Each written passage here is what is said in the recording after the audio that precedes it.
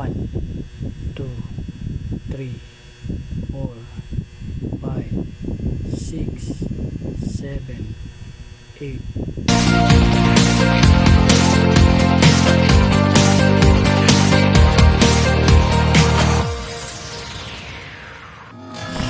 Hi guys, reformat. How to use the MetaGeo and USB. Meron tayong PC dyan na inireformat natin gamit si may wagang USB. So si may wagang USB which is for sale also, mayroon na siyang bulang kristal.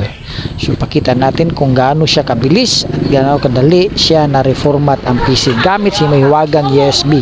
Wala nang download, wala nang search, wala nang ano na talaga, install na lang lahat kasi nandyan na siya, 64 gig.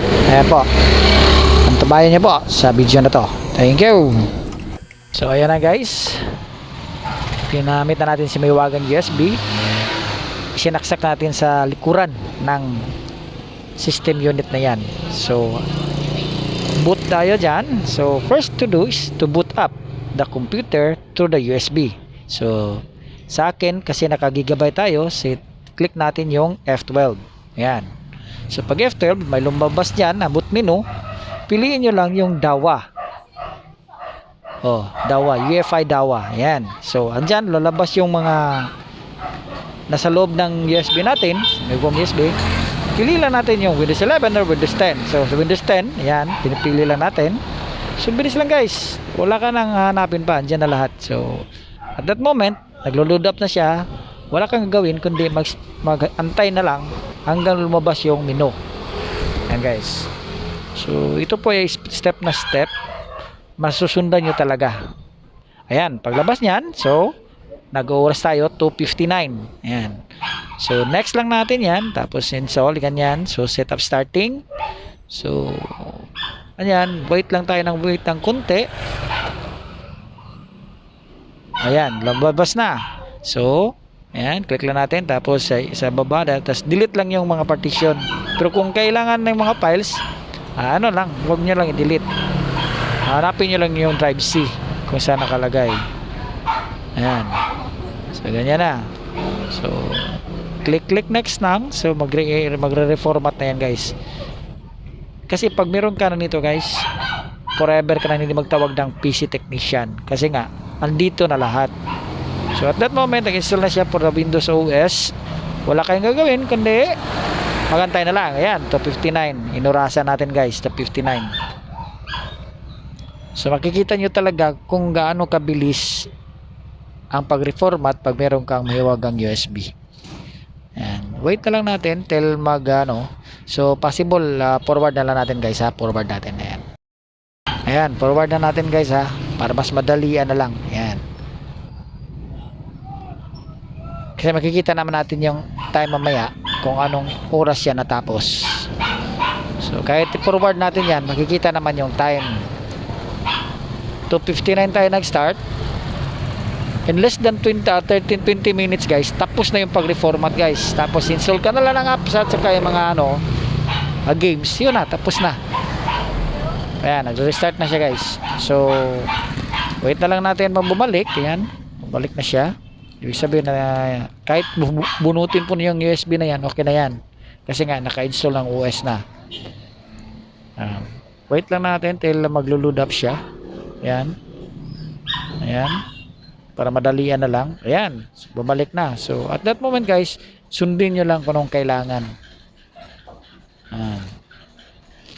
Ayan.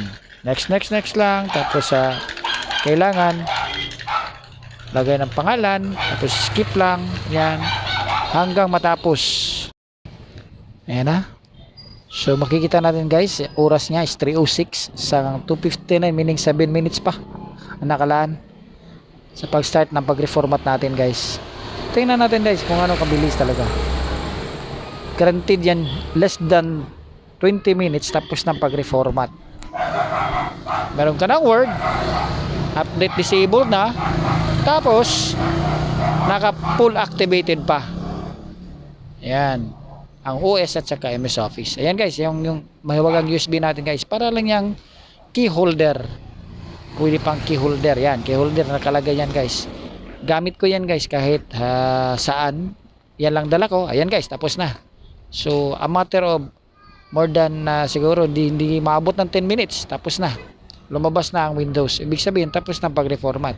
At that moment guys, isunod natin yung pag-disable ng update. Ayan, pag-disable ng update. So pagkatapos na disable update, isunod natin yung pag-install ng mga drivers gamit si Bulang Crystal. Meron din yan guys. So wala ka nang hahanapin pa. Kung bibili ka nito, tuturuan kita kung paano. Ayan, meron ka ng Word. Siyempre, activated na yan guys for 180 days. Kasi pre-activated, 180 days na lang talaga yan.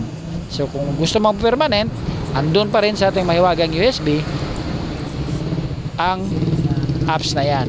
So ready to use na lahat. Activation permanent. So wala ka nang hahanapin guys. Kaya nga, Check natin guys. pag meron ka nito, Mahiwagang USB. ay just plug, boot, and revive. Secret. Ayan. Kasi nga, Meron tayong kailangan ng second chance mga PC natin. That's it guys, this is Reformat PC Cebu. sa admin lang. Kaya gusto mong magiging mabilis ang pag-reformat, grab na kayo sa mahiwagang USB.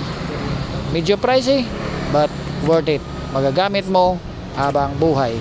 Okay, thank you and God bless. To God be the glory. Short moment guys, nakita natin guys, Gawin natin tong Activision na yan.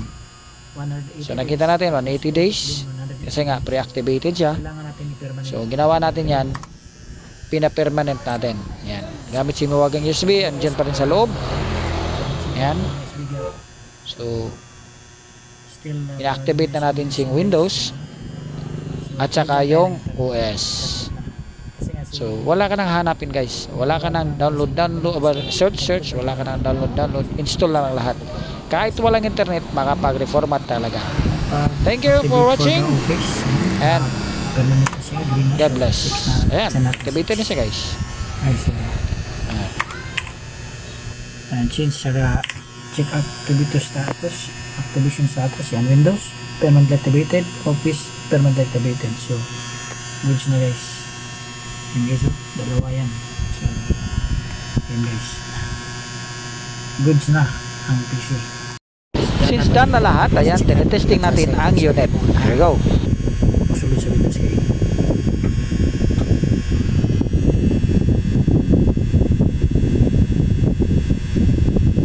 One, two, three, 4, 5, 6, 7, 8, 9, 10, 11, 12.